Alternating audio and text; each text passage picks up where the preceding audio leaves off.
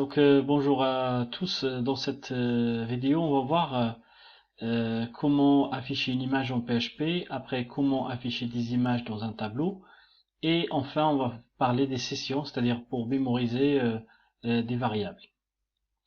Donc pour cette vidéo, je vais travailler en local sur un serveur XAMPP. Les images, voilà, je les stocke ici à la racine de ce qu'on appelle le htdocs, là où il y a tous les fichiers. Ces images-là, ils vont représenter en fait des faces de D, de 1 à 6. Donc je vais les appeler 1 à 6, je vais dire pourquoi après. Il faut les appeler ainsi. Donc voilà, on a un fichier que j'ai appelé traitement, j'aurais pu l'appeler autrement, ça n'a pas d'importance. Et on a un squelette HTML, d'un fichier HTML, avec un petit peu de style en CSS concernant le tableau qu'on va utiliser tout à l'heure. Donc pour l'instant, on va pas utiliser ça, peut-être on va utiliser du titrage. Donc là, tout ce qu'on va faire, on va écrire dans body. Donc pour afficher une image, tout simplement, sans le PHP, donc on fait, c'est un image src, donc le Sublime, il la reconnaît, et donc je vais mettre un point PNG. Attention, l'extension que vous allez avoir vous, peut-être c'est pas un PNG, mais c'est important de mettre l'adresse complète et s'assurer que l'extension elle est la bonne. Donc je contrôle S. Donc et là j'affiche la face de D. Donc si je change ici juste pour vous montrer, je mets allez, je mets 6. Donc ça va correspondre à l'image où on a une face 6. Voilà. Donc avec ça, on va essayer de travailler. Donc si je veux afficher tout simplement une image ici avec du PHP, donc je vais ouvrir une balise PHP dans HTML. Par contre, très important, l'extension de fichier, elle doit être en .php. Si elle est en .html, le PHP ne fonctionnera pas. Donc là, il faut absolument que l'extension soit en PHP. Faites attention à cette petite erreur qui revient souvent. Donc j'ouvre la balise PHP, le script PHP pardon plutôt. Et là je la ferme. Ok. Donc là, on va lui demander de générer un code HTML correspondant à cette image. Donc là, tout simplement, je vais mettre un echo.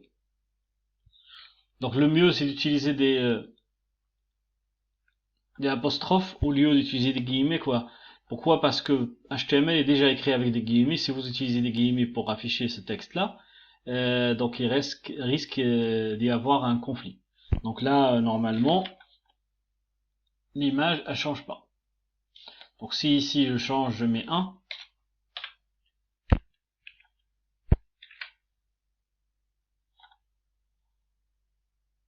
Voilà, ça change. Alors, c'est quoi l'intérêt de afficher une image en PHP? Supposons que je veux faire un tableau et pour remplir les cases du tableau par les 6 images des faces. Donc, on peut bien utiliser par exemple une boucle for. Donc, on va essayer de voir ici. Donc, la boucle for, donc comme on avait expliqué dans une précédente vidéo. Donc la boucle for, donc le départ 0, donc là ici, on va partir de 1 et on va prendre le compteur, delta i c'est le compteur, il faut qu'il soit inférieur strictement à 7, ça veut dire que là il va aller de 1 à 6 et il va s'incrémenter de 1 à chaque fois, delta i++. Donc je veux qu'il affiche tout simplement les images les unes à côté des autres. Donc ce que je dois changer ici, puisque les images sont en, comme on a vu tout à l'heure, de 1, de 3, etc. jusqu'à 6. Donc ici, on va changer le 1 par le compteur. Alors qu'est-ce qu'on fait? Donc attention, donc là je ferme cette partie de la chaîne de caractères, je concatine avec le compteur, d'accord? Après, je reconcatine avec le reste du code HTML. Donc voilà, donc je contrôle S et là on va voir toutes les images qui s'affichent les unes à côté des autres. Voilà. Donc si je veux contrôler tout ça, Donc là, si on avait un espace plus grand, ça va s'afficher normalement euh, en ligne. C'est une ligne. Donc si je veux afficher tout ça dans un tableau, donc je peux bien commencer le tableau avant le PHP. Ici par exemple.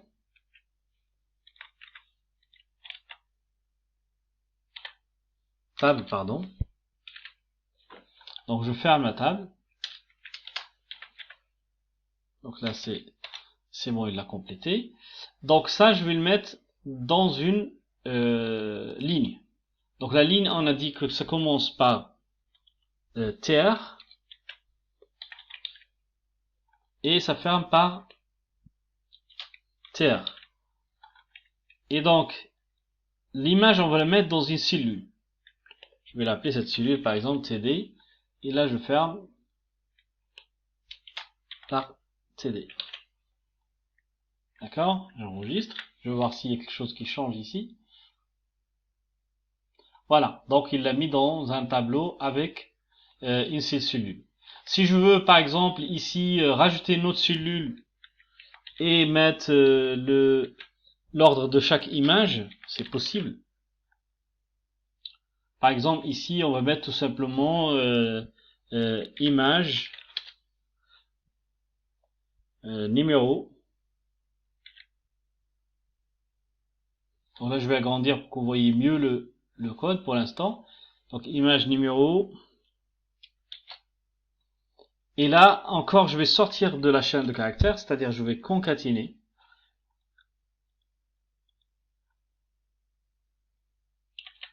Avec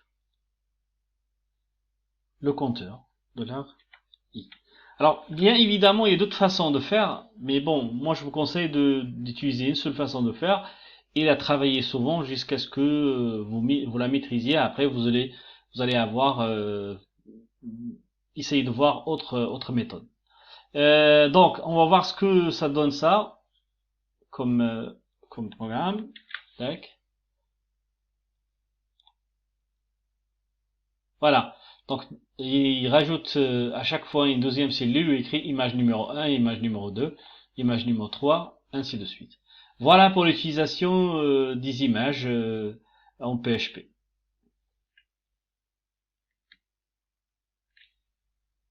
Alors, il nous reste de parler des sessions. Alors, session, c'est quoi? C'est une façon de mémoriser une donnée, même quand on change les fichiers. Là, j'ai deux fichiers. J'ai fichier formulaire et fichier traitement. Donc normalement ici par exemple le compteur $i, si je vais sur formulaire, ben, il va pas le reconnaître. Il va dire par exemple là, je vais mettre PHP, un code PHP. Le code PHP vous pouvez le mettre où vous voulez dans le fichier HTML, ça n'a pas d'importance. Si je lui dis par exemple echo $i,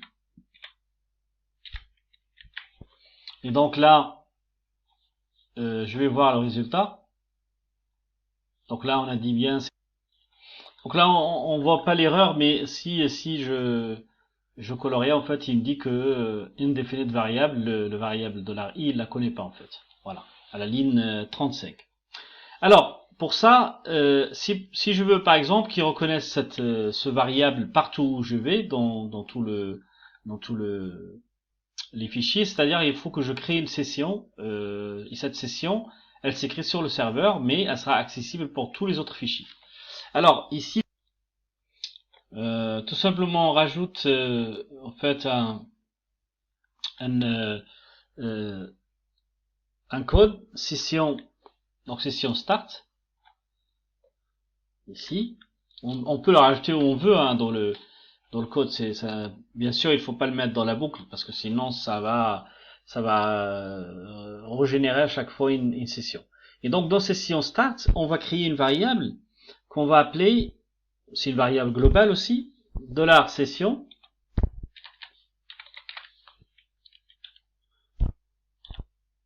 Et celle-là, on va l'appeler, par exemple, i. Et donc cette variable i, on va, ou bien pour ne pas confondre avec le i compteur, je vais la mettre une variable g. Je peux l'appeler ici comme je veux. Hein, donc là, je vais lui donner la valeur 25. Ok, j'enregistre. Donc là, normalement, ce fichier-là, il va pas changer, il y aura rien, il y aura aucun changement. Si vous regardez, on va voir ce qu'on a par rapport à ce qu'on avait fait tout à l'heure. Ce code-là, il va même pas se voir, hein, il n'y a rien qui change. Par contre, si je vais sur formulaire, donc sur formulaire, je vais démarrer la session start, d'accord. Et après, je vais lui demander d'écrire echo. Donc on a dit c'était $session. Et donc là, je vais mettre J et on va voir si il va la reconnaître ou non. Donc là, il écrit 25. Donc 25, voilà. Donc si je reviens sur... Alors, je peux faire l'inverse aussi. C'est-à-dire ici, je vais créer une variable session. Une variable session que je vais appeler par exemple temps. Et donc, je vais appeler une fonction PHP en fait qui compte le temps en secondes depuis je crois 1972, un truc comme ça. Donc c'est une valeur en secondes très très grande. Et donc à ce moment-là, je reviens sur traitement et là à l'inverse, ben, je vais dire echo. Donc là je vais prendre juste ce code là. CTRL Z. Alors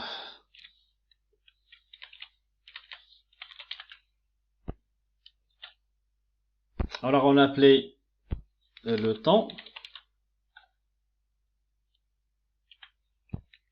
Donc juste pour vérifier la syntaxe, c'est bien temps, voilà, et là c'est temps. Donc il va nous afficher l'autre valeur. Donc là je suis sur traitement, donc je reviens sur fichier. Et donc là je vois tout en haut afficher en fait la valeur du temps qui était capturé sur formulaire. Voilà, donc ça c'est très très important les sessions pour échanger des valeurs entre les fichiers. Voilà, si vous avez des questions, n'hésitez pas à me contacter si vous n'arrivez pas à mettre tout ça en application. Contactez-moi. Voilà, je vous remercie et à la prochaine. Au revoir.